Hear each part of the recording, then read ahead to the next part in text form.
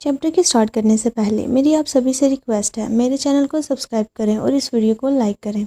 तो चलिए बिना किसी देरी के चैप्टर को स्टार्ट करते हैं। चैप्टर की स्टार्ट वहीं से होती है जहां हमारे न्यान को डायू के टच करने की वजह से एक मेमोरी याद आती है। इसमें वो देखता है कि एक रेड हेयर वाले पर्सन ने लॉर्ड युनशु को बैक हग किया हुआ है और उसके फेस को पकड़कर बोलता है, जब तक तुम मुझे छोड़कर नहीं जाते तुम जितनी चाहो मुझसे नफरत कर सकते हो। ये मेमोरी याद आते ही चैनलिंग काफ़ी ज़्यादा शॉक हो जाता है और सोचता है वो कौन था। इतने में उसकी नज़र डायू के हाथ पर जाती है। डायू उसे बिल्कुल उस पर्सन की तरह ही टच कर रहा था। डायू चैनलिंग को अपनी तरफ करके उसे हग कर लेता है।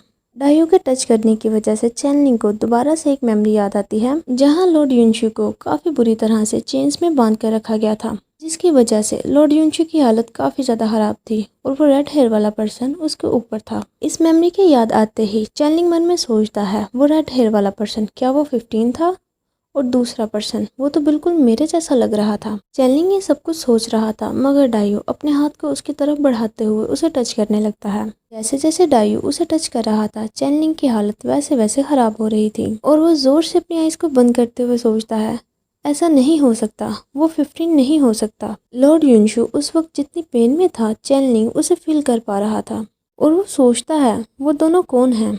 मैं उस पर्सन की पेन को इतना क्लियरली कैसे फील कर पा रहा हूँ। इतने में हम रेड हेयर वाले पर्सन को देखते हैं जो कि बिल्कुल 15 की तरह लग रहा था। वो बोलता है युनशु। ये बोलते हुए वो लॉर्ड युनशु को टच करने लगता है, जिसकी वजह से लॉर्ड युनशु को काफ़ी बुरा लगता है और वो उसे बोलता है ऐसा मत करो। और प्रेजेंट में हम देखते हैं चैनलिंग भी जोर से चिल्लाते हुए बोलता है ऐसा मत करो। ये बोलते ही वो वहाँ से डिसअपेयर हो जाता है, जिसके ऐसे रिएक्शन की वजह से डायू तो काफ़ी ज़्यादा सैड फील करने लगता है। वो उस बोर्ड पर बिल्कुल अकेला था। इतने में हम देखते हैं कि पूरा सीन डार्क होने लगता है और वो इवल काफ़ी ज़्यादा क्रीपी वे में हंसते हुए डायू के पास आता है और उसके शोल्डर पर हाथ रखकर बोलता है ब्रदर ऐसा क्यों हुआ। ऐसा लगता है कि वो ह्यूमन अभी भी उस पर ट्रस्ट करता है। इसके बाद वो डायू के फेस को पकड़कर काफ़ी क्रीपी वे में बोलता है अब तुम्हारा क्या होगा, तुम जानबूझकर जिंदा रहने के लिए इतनी देर कर रहे हो। इस पर डायू उसे कोई आंसर नहीं कर पाता और दोबारा से वो इवल क्रीपी वे में बोलता है ब्रदर तुम ऐसा क्यों कर रहे हो। इसके बाद वो इवल अपनी पावर्स का यूज़ करके अपने हाथ में चैनलिंग के फेस को अपेयर करता है और बोलता है हाँ ब्रदर तुम ऐसा करने से बच सकते हो, मगर क्यों, तुम ऐसा क्यों नहीं कर रहे। इसके बाद सीन शिफ्ट होता है। हम देखते हैं कि ग्रे हेयर वाला पर्सन पेड़ पर बैठा होता है। ग्रैंडमा हुई उसके पास आती हैं और बोलती हैं गैंगजू तुमने ऐसा क्यों किया। क्या तुम्हें याद नहीं कि शुरुआत में 15 ने मास्टर युनशु को बहुत बुरी तरह से हर्ट कर दिया था। मून स्पिरिट की प्रोटेक्शन के बिना लॉर्ड युनशु जल्द ही अपनी लाइफ को खो देंगे और वो यहाँ से हमेशा के लिए गायब हो जाएंगे। इसके अलावा तुम्हारी पावर का सोर्स वो क्लियर पाउंड जो कि माउंटेन में है वो भी दिन ब दिन सूखता जा रहा है। तुमने उसे क्यों बचाया। ये सब बातें सुनकर सिल्वर हेयर वाला पर्सन तो कुछ भी नहीं बोल पाता। इतने में ग्रैंडमा हुआई दोबारा से बोलती हैं इस वक्त लॉर्ड युनशु एक मॉर्टल की तरह रिकार्डिनेट हुए हैं।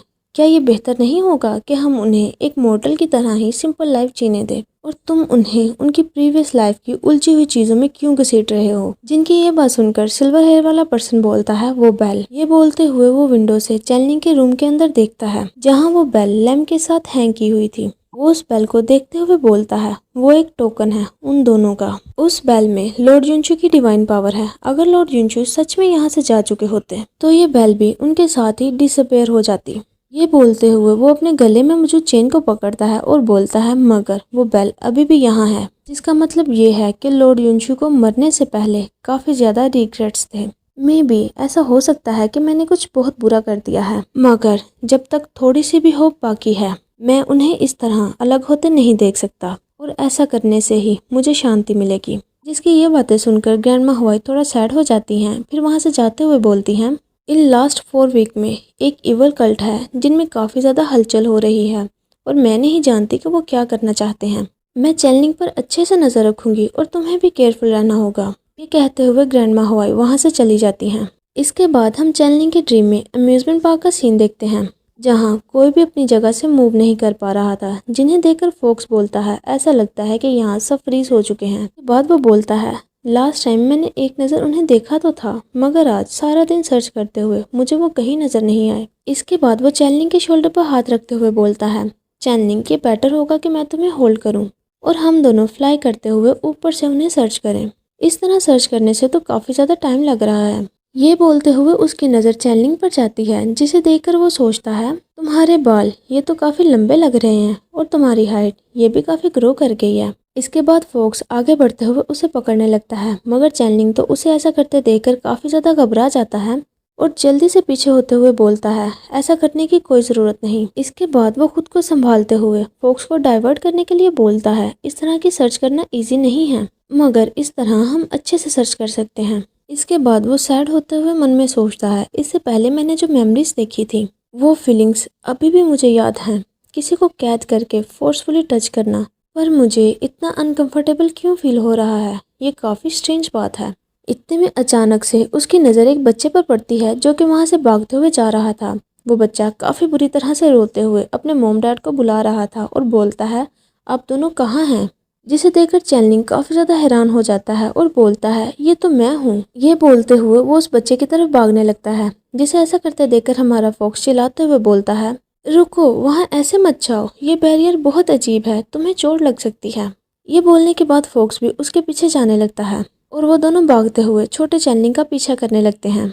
छोटा चैनलिंग भागते हुए किसी अजीबोगरीब जगह पर चला जाता है। उस जगह को देखकर चैनलिंग तो बिल्कुल फ्रीज हो जाता है। जब फोक्स उसकी ऐसी हालत को देखता है तो उसके हाथ को पकड़कर बोलता है, मैं तुम्हारे आगे चलता हूँ। वो चैनलिंग को पकड़कर सीढ़ियों से ऊपर ले जाने लगता है। उस प्लेस को देखकर फोक्स हैरान होते हुए बोलता है, ये कैसी जगह है। इसके साथ ही ये चैप्टर यहीं पर एंड होता है। अगर आपको ये वीडियो अच्छी लगी हो तो प्लीज़ इसे एक लाइक करते जाएं। Thanks for watching.